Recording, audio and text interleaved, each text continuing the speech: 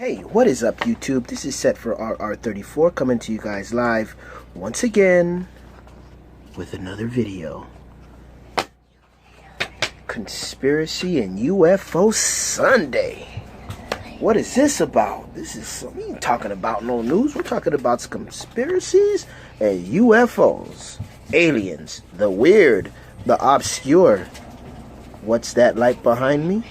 Who knows? Let's get into it.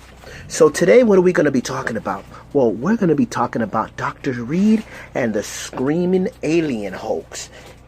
Now, people, I have been following this story since 2002. I was 22. I was into this stuff way back then when I was learning about this law stuff. But this was a very interesting case. They say it's a hoax, but I don't know. Even to this day, I'm still kind of like, man, that shit...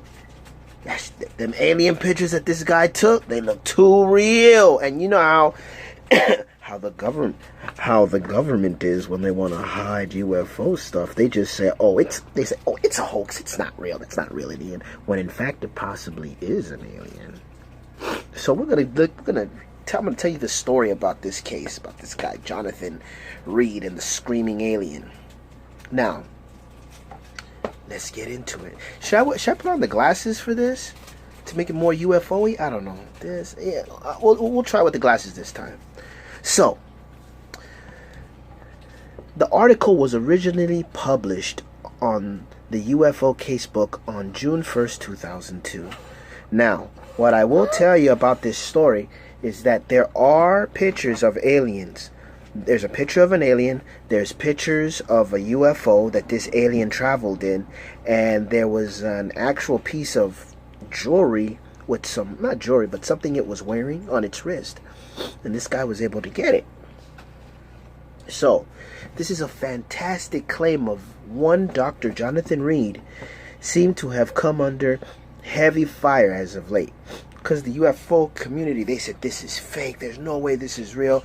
But then again, a lot of these people in the UFO community, it's all about money. So, having people go to these shows and buy their books and all this other stuff. So, if his story is real, this guy can make a lot of money off of this if it's a real story. So let's read on. Reed claims to have killed the alien. So this guy encountered an alien, and hopefully I'll get into the story in a minute.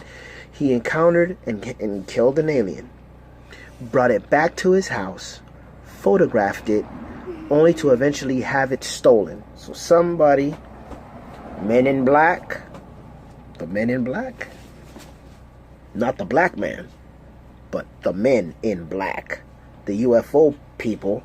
Somebody came and took this alien body out of his house, basically stole it. Now, on the day in question, Reed's dog was sniffing around in the brush until something caught her attention. Susie bolted ahead of Reed, who soon heard her barking. In a moment or two, the barking turned even more ominous sounding. So the dog ran. You know how dogs are when, they have their boom and they bolt. They just, bam, she went in a certain direction. Susie, where you going, Susie? Roar! She just went. Then you hear the dog barking. Roar, roar, roar, roar. And then all of a sudden, the barking, roar, roar, roar, roar. The barking started to become ominous. Ominous is a scary word. It's like, it's a very bizarre feeling when you're in a place and you feel like, man, I'm not supposed to be here. What's going on? Let's read on. Reed was sure that Susie was in a fight with a wild animal, maybe a bear. They had spotted one earlier in the day. Grabbing a large tree branch to ward off some fierce competitor, he finally came close enough to see the cause of the struggle.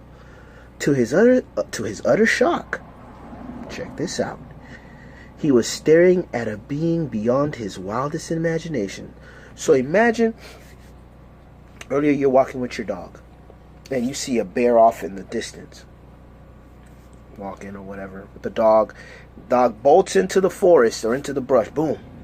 You hear the dog barking, bark, bark, bark, bark, bark, and then the barking starts to become a little strange. And then what happens is, you know, because you saw that bear earlier, decide, oh, let me get a stick or something just in case I gotta fight something off. You get a branch or whatever, and you're walking over to where your dog ran. You get to where your dog is at, and as you come over and it comes into your vision or sight, you see something bizarre. It's not a bear. It's not a wolf. It looks like a person, but you're just in utter shock at that moment when you see what your dog is fighting. Now let's keep on going, because this is getting good. This is getting good. The beast was moving at lightning speed and vibrating simultaneous. The beast grabbed Susie and began to tear her to shreds. Started ripping the dog apart. Reed yelled and caught the attention of the beast, who stared at him in a fierce, menacing fashion. Wow. Somehow Reed managed to crack the beast on the head, supposedly killing it. The creature was about 4 to 5 feet tall and had more mature features than a childlike size would indicate. The creature was wearing a one-piece, seamless black garment which rejuvenated itself when cut or torn. Man, that's some crazy material. Imagine you have a t-shirt that you can rip and it just sews itself back to the way it was. That's incredible. That's some pretty interesting technology. Reed, exhausted from emotion, adrenaline flowing ordeal, rested for a time, contemplating what to do. After a period of 2 hours, Reed heard humming sounds in the forest and followed it until he saw a black obelisk hovering above the ground. Fighting off heavy electrostatic-laden air, Reed managed to touch the obelisk. So this was like some weird-looking... It was just made, maybe... Well, I've seen the picture of it. It's like a triangular, three-dimensional looking craft. And it's just floating there. And it's like black. It's like marble black. And when he was walking towards it, it's like he started to get sick. It was like a very bizarre feeling that he was having when he was actually walking over it. The kids are over there and they're like looking at me like, oh my God, Dad's telling another scary story. So, so he's, you know, it must have been because when he hit, what this isn't telling you is when he hit that being in the head, it like left he cracked the skull of this thing, and this thing just was on the floor like it was out. And so immediately what happened is he started to get dizzy and almost felt like he was going to vomit. It was just a very bizarre feeling. And he started to, you know, when he heard the obelisk or whatever making that humming noise, he started to go further into the forest to get closer to this sound, because as he was getting closer, the sound would get louder and louder. So now we're at the part where he's walking towards the black obelisk that was hovering above the ground. Fighting off heavy electrostatic-laden air, Reed managed to touch the obelisk. Eventually, the humming stopped. He neither saw nor heard anything or anything else in the vicinity of the black obelisk. The doctor was sick and totally exhausted. He tried to regain his strength. Darkness was drawing near, so Reed wrapped up the alien in a thermal blanket for the long one and a half-hour journey back to transportation. So he was carrying this thing in a thermal blanket back to his vehicle or to his cabin or home or wherever. All the while, 1,000 thoughts went through his head. Was what he had discovered of the century? Was what he had discovered? I can't even read this. Basically, he's saying this is the discovery of the century. If so, how could he preserve it and protect it? Arriving home, he placed the alien in a freezer in his garage. Soon he fell into a deep sleep. The next day he went back to the freezer, took out the alien, all the while manipulating the alien body parts, videotaping the creature. And I saw the pictures and of this thing, and that thing looked real. So when I'm gonna link the story to you, so that way you guys can see the pictures. And I mean, it's like that. I mean, I don't know, man. That thing looked pretty real to me. I mean, I know they can do some crazy stuff with makeup and all this other stuff, but man, that thing looked pretty damn real to me. Like, wow, it was pretty creepy.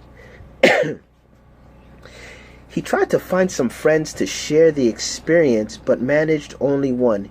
He tried to hide his photo and video with another friend, but the bulk of the evidence was ultimately lost, except for some that he managed to stow away. Reed claims that he and his friend were followed everywhere they went, their lives threatened, and Reed's house ransacked. The alien, which had miraculously come back to life, was gone. Reed says that he had to live underground for 2 years and could not even go to one UFO group to help him with his story. He also claims to have been shot during the years following the ordeal. He has spoken before several UFO groups and written a book on his experience. The name of the book is An Extraterrestrial Odyssey. And then you see the pictures of this little alien being with the black clothes on, and then you see the big dent on the back of its head with blood on the mylar blanket. Just recently, his credibility has suffered greatly. Until Reed can substantiate his claim, he is considered a charlatan and flim-flam man. Usually when you hear a story that is too good to be true, it is. But just remember what I said about evidence. Just because there's no evidence doesn't necessarily mean that the event didn't happen. Remember that.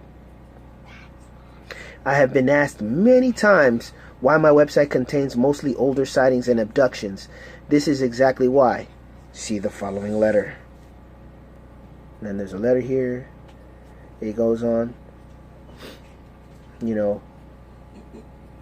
So basically, this is a story from back in 2002 about a guy who encountered an alien. He encountered the ship, and the only question I have is about the ship. What happened to the ship? Because if he took the little alien being away from the area where that obelisk was, with that ship that it used to transport itself or whatever, then what happened to the ship? Did it go back to where it was? Because remember, he interacted with that thing. He touched it, and then the humming noise stopped.